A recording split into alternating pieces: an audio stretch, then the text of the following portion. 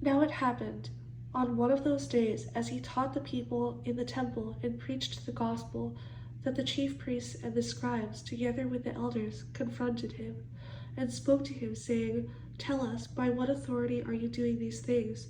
Or who is he who gave you this authority?" But he answered and said to them, "I also will ask you one thing, and answer me. The baptism of John, was it from heaven or from men?" And they reasoned among themselves, saying, "If we say from heaven, he will say, Why then did you not believe him? But if we say from men, all the people will stone us, for they persuaded that John was a prophet." So they answered that they did not know where it was from. And Jesus said to them, "Neither will I tell you by what authority I do these things." Then he began to tell the people this parable.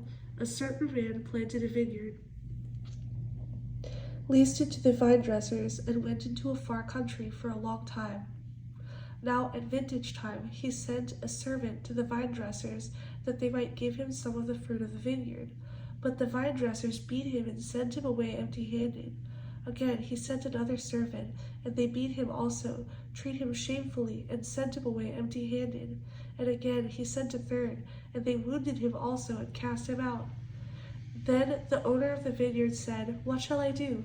I will send my beloved son. Probably they will respect him when they see him." But when the vine dressers saw him, they reasoned among themselves, saying, "This is the heir. Come, let us kill him, that the inheritance may be ours."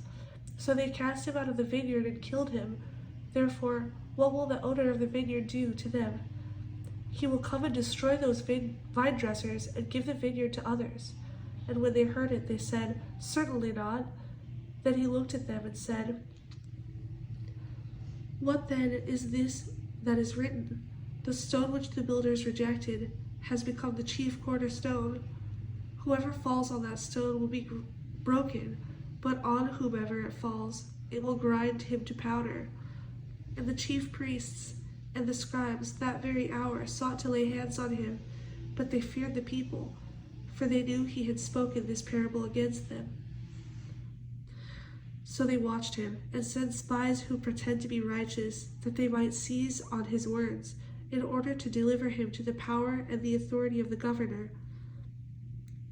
Then they asked him, saying, "Teacher, we know that you say and teach righteously, and you do not show personal favoritism, but teach the way of God in truth.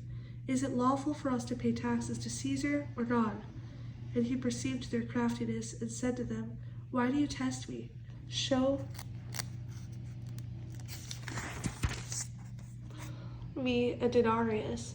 Whose image and inscription does it have?" They answered and said, "Caesar's." And he said to them, "Render therefore to Caesar the things that are Caesar's, and to God the things that are God's." But they could not catch him in his words in the presence of the people, and they marveled at his answer, and kept silent.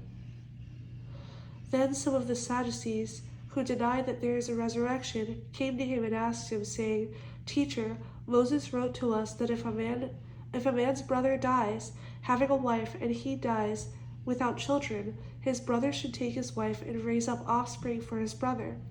Now there were 7 brothers, and the first took a wife and died without children, and the second took her as a wife, and he died childless. Then the third took her, and in like manner the 7 also, and they left no children, and died. Last of all, the woman died also. Therefore, in the resurrection, whose wife does she become? For all 7 had her as a wife."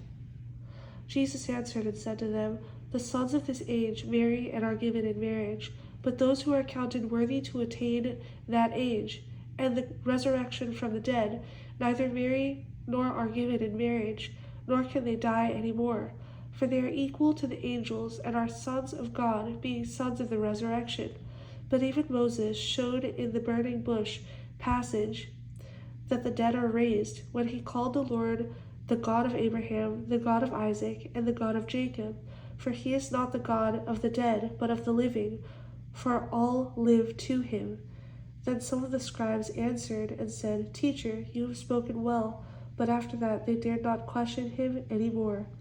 And he said to them, "How can they say that the Christ is the son of David? Now David himself said in the book of Psalms, The Lord said to my Lord, sit at my right hand, till I make your enemies your footstool. Therefore David calls him Lord. How is he, then, his son?